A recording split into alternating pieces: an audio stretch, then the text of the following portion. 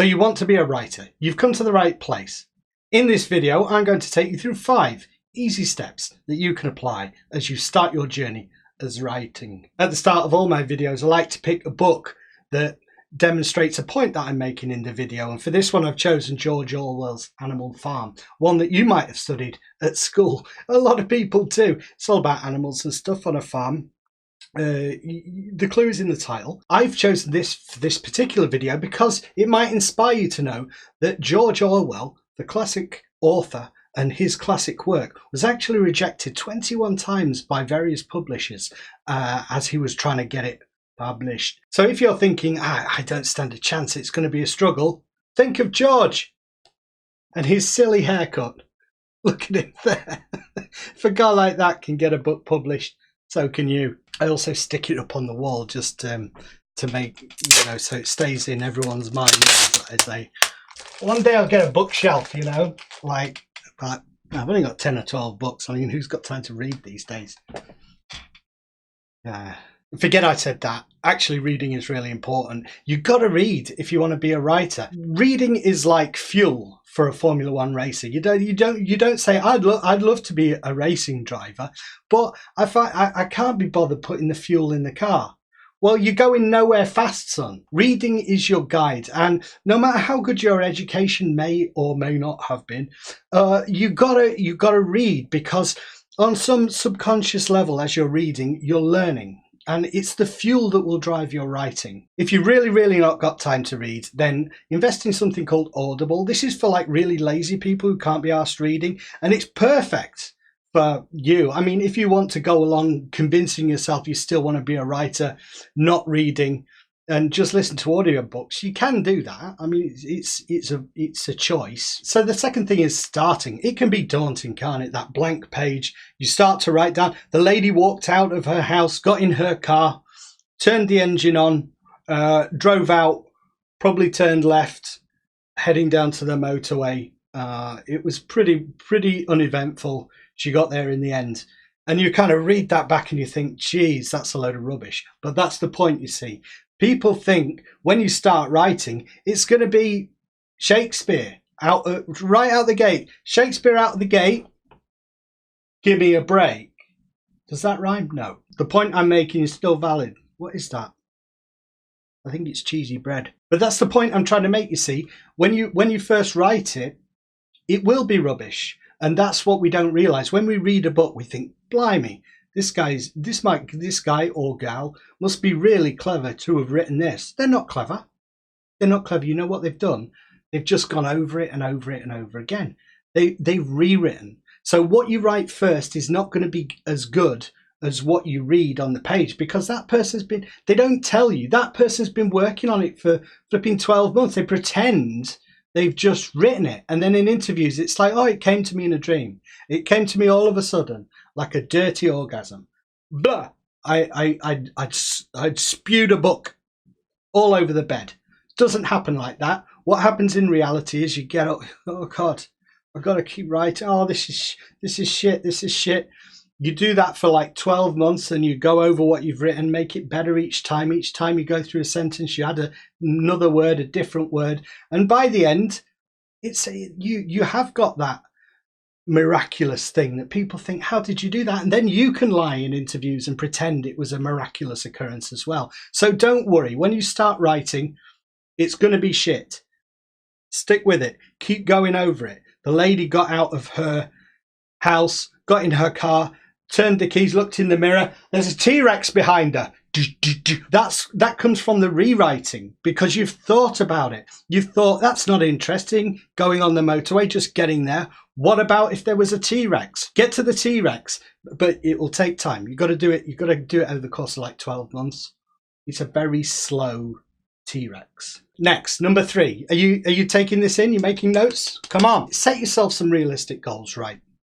If you listen to Jeffrey Archer, the massive poser, he'll tell you he gets up in the morning, he's got a pen, and he writes until the pen runs out. Every day he writes and writes and writes and writes. And that's why all his books are shit, because you can only write so much a day and it'd be good. You just can't keep writing and writing and writing. He's full of crap, that fella. So set yourself realistic goals. Do you think you can write 200 words a day?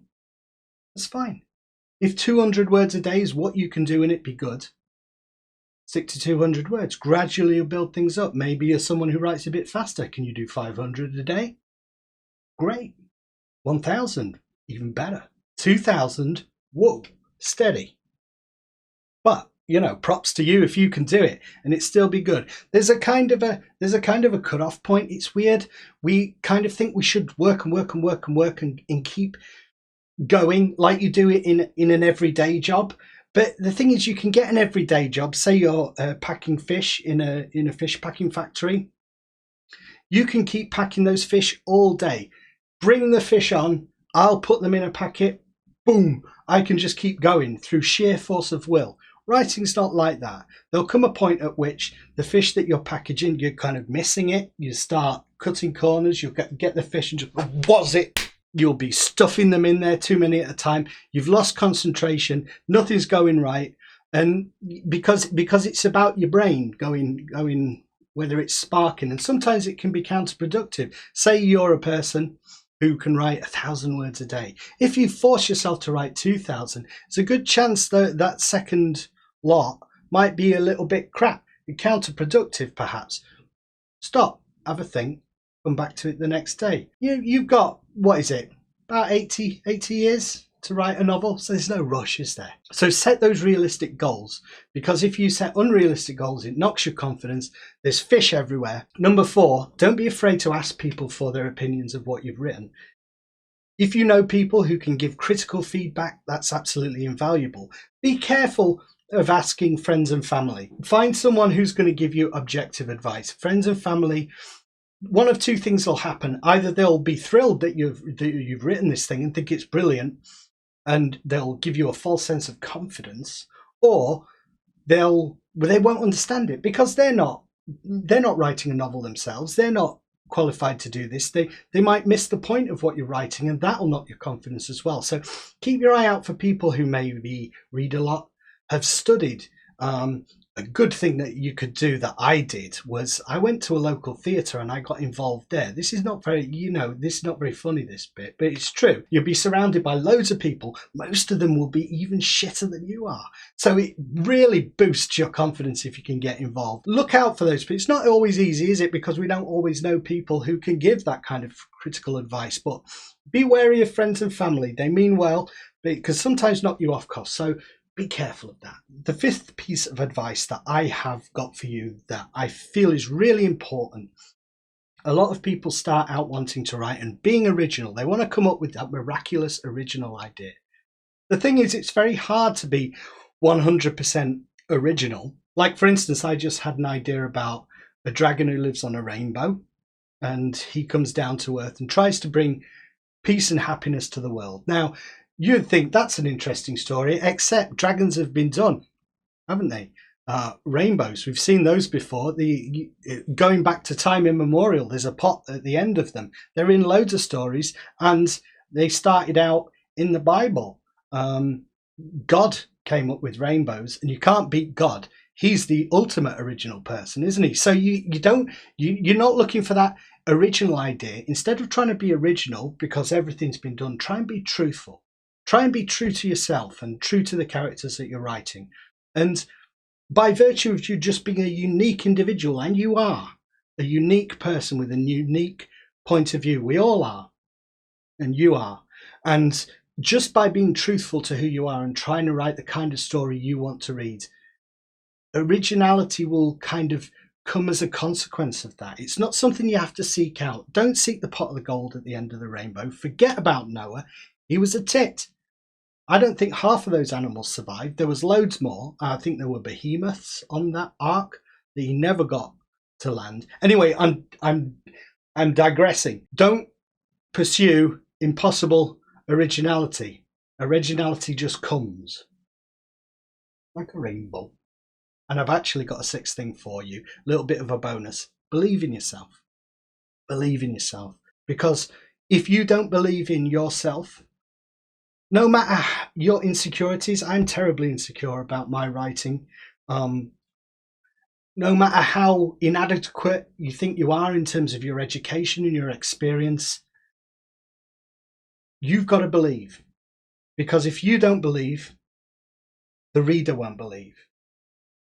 It's an intangible thing that it's really hard to articulate, but somehow you've got to believe that what you've got to say is original, is true. And if it's true, it will be original. And the reader will buy into what you're doing. But just believe in what you're doing. I believe in you. I believe you can do it. I believe everyone can write. So remember those 5 things. There's too many for me to recap there, but avoid rainbows, T-Rex whenever possible. If you want to be a Formula One driver, you do have to put petrol in, and don't try to be like God. He created the world in 6 days. It's going to take you at least 12 months to write a novel. Believe me. But it'll be good at the end.